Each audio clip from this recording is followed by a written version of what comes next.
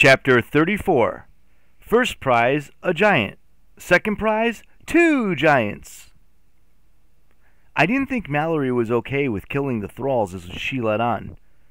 When we failed to open the doors with Jack, brute force, or any amount of yelling "Open Sesame," Mallory screamed in rage. She kicked one of the doors, broke her foot, and then hopped off, cursing and crying. Samira frowned. "Magnus, go talk to her." "Why me?" I didn't like the way Mallory was slashing the air with her knives.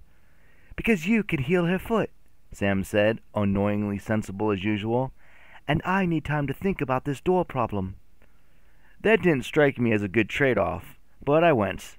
Jack floating along next to me saying, "Ah, Norway, good memories. Ah, a pile of dead thralls, good memories." I stopped just out of reach of Mallory's knives. "Hey, Mac, can I heal that foot for you?" She glowered. "Fine. Seems to be Heal Mallory's Stupid Injuries Day." I knelt and put my hands on her boot. She cursed when I mended the bones, popping them back into place with a burst of summery magic. I rose warily. "How you doing?" "Well, you just healed me, didn't you?" "I wasn't talking about the foot." I gestured towards the dead thralls. She scowled. "I didn't see any other way. Did you?" In truth, I didn't. I was pretty sure Mallory's solution was the way we'd been meant to use the whetstone. The gods, or our weird, or some twisted sense of Nornish humor, had dictated we would sail halfway across the world, undergo many hardships to win a gray rock, then use it to trick 9 miserable thralls into killing one another. "Sam and I couldn't have done it," I admitted. "You're the doer, just like Frigg said." Jack floated over, his blade shuddering and warbling like a handsaw. "Frigg? Oh, man, I don't like Frigg. She's too quiet, too devious, too—" "She's my ma," Mallory grumbled. "Oh, that Frigg," Jack said. "Yeah, she's great." "I hate her," Mallory said. "Gods, me too," Jack commiserated.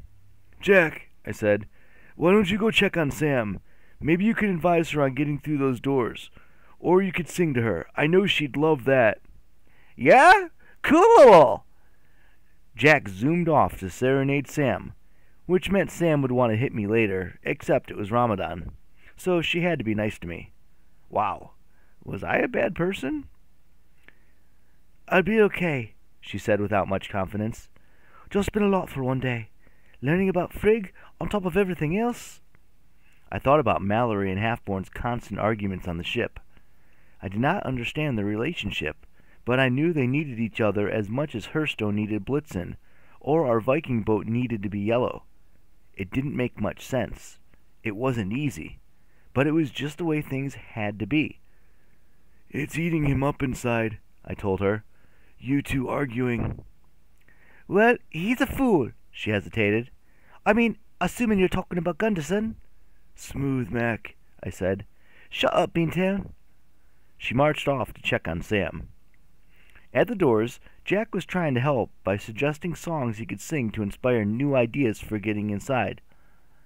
"Knocking on heaven's door, I got the keys," or "break on through to the other side." "How about none of the above?" Sam said. "None of the above?" Jack mused. "Is that by Stevie Wonder?" "How's it going, guys?" I asked. I didn't know if it was physically possible to strangle a magical sword, but I did not want to see Sam try it. "Not well," she said. "There's no lock, no hinges, no keyhole. Jack refuses to try cutting through the iron." "Hey," Jack said, "those doors are a masterpiece.